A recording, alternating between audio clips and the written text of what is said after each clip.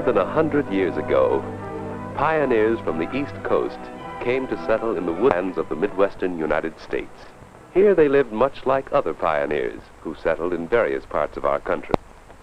One pioneer was a furniture maker named Thomas Cook, who came with his family from New York State and built. Here is his son, David, with a kettle of burning coals he got at a neighbor's cabin. These coals are important to the family, for their fire has gone out. His sister Martha and his mother have been waiting for him to bring the coals to start a new fire. You see, pioneer families could not buy matches at the store, and they had no furnaces or radiators as we have. No wonder they are eager to have the fire burning again. It's the only way they can heat the cabin. David can't wait to tell some exciting news he learned at the neighbor's cabin. They are going to have a visitor. That is exciting news. Living in their lonely cabin in the woods, they seldom see other people, except when they make the long trip to the store in the village. David is teasing Martha because she's so eager to know who the visitor will be. Well, it's Mr. Barlow, a settler who lives many miles away. While Mother puts corn muffins in the oven, David and Martha wonder, will Mr. Barlow want Father to make some furniture for him? And will he bring some wool to trade? Martha would love to have a new cape and hood made of wool. But there's work to do this morning, work for everyone. While David goes out to help his father, Mother and Martha busy themselves about the cabin. Cutting firewood is a job each pioneer family must do for itself. David wishes he were as big and strong as his father. But even now, David has a regular job, carrying the firewood to the cabin. This is a year-round job, because the family depends on the fire not only for heat, but also for cooking their food and for light.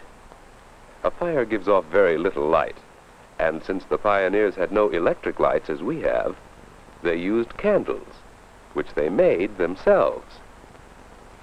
See how Mother pours the melted fat into the candle mold around the wicks? Later, when the fat has cooled and hardened, Mother will take out the candles. One of Martha's regular jobs is churning butter. And now the butter has come. Going to the spring for water is one of David's regular jobs. You see, in those days, there were no pipes bringing water to the houses. Inside the churn, there is warm, sour cream. Martha churned the dasher up and down for a long time, and now the butter has come out of the cream.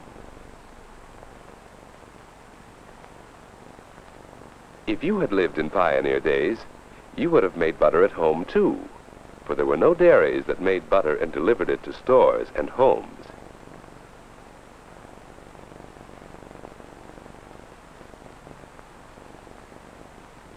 Now David's back with water from the spring, and just in time too. Just in time for a drink of buttermilk, fresh from the churn.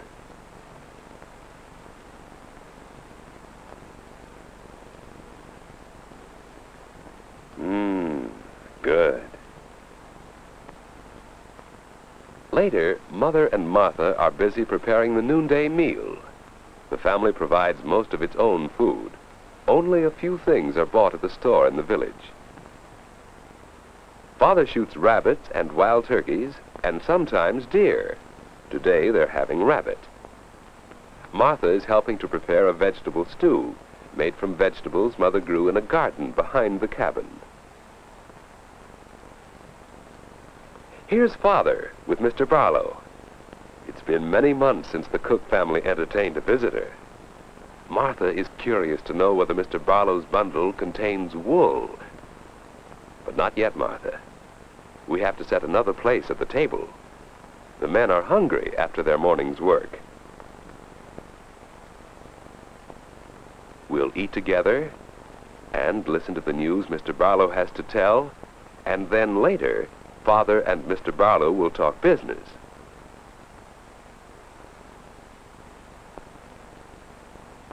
After they have eaten, Father shows some of the furniture he made. Perhaps Mr. Barlow wants a china cabinet. But Mr. Barlow eats from rough wooden bowls he made himself, so he doesn't need a china cabinet. What about some stools?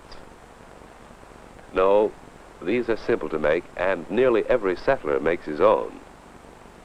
Martha hopes Mr. Barlow finds something he wants Father to make for him. Then, the bench by the fireplace catches Mr. Barlow's eye. This high back offers protection against the cold drafts in the cabin. Besides, look.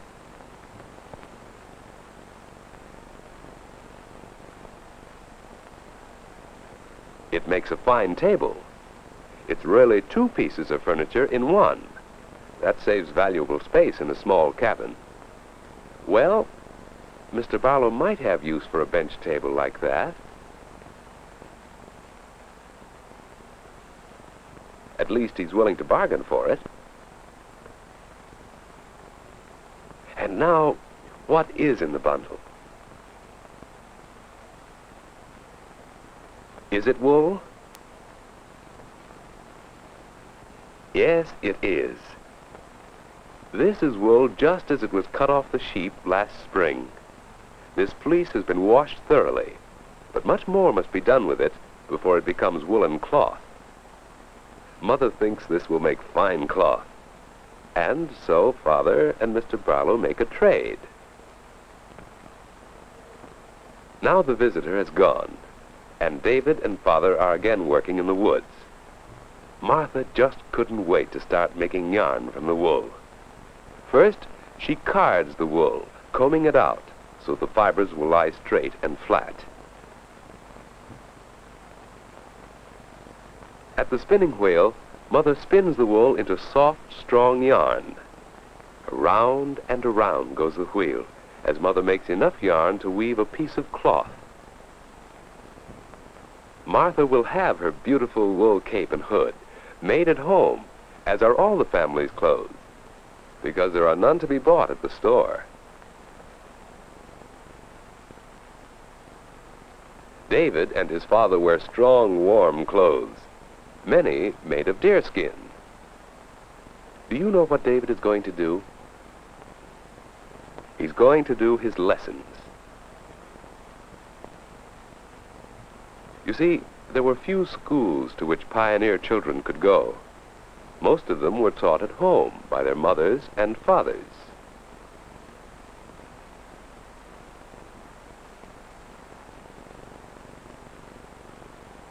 In the evening, David and Martha play before the fire to keep warm. David is building a toy house of sticks, much as his father built their cabin of logs. First, 2 long logs for the sides of the cabin, then 2 shorter ones for the ends. The logs are notched so they fit together. Up and up go the walls of the cabin. But now it's time to read from the family Bible. This is one of the very few books Father brought with him from the East. Tonight, he's reading from Psalms. It is a good thing to give thanks unto the Lord, and to sing praises unto thy name, O Most High, to show forth thy loving kindness in the morning, and thy faithfulness every night. It's been a good day, but night is here, and the children are tired. Martha is snug and warm. Soon she will be dreaming of her beautiful new cape and hood. David sleeps in this trundle bed, which is pushed under the big bed in the daytime. He may dream of being a grown man, building a cabin, hunting, working, protecting his family, just as his father does now. Before going to bed, Mother and Father talk over plans for next spring, plans for clearing more ground, planting more crops, improving their home. Every day is a busy day, and a hard one for every member of a pioneer family.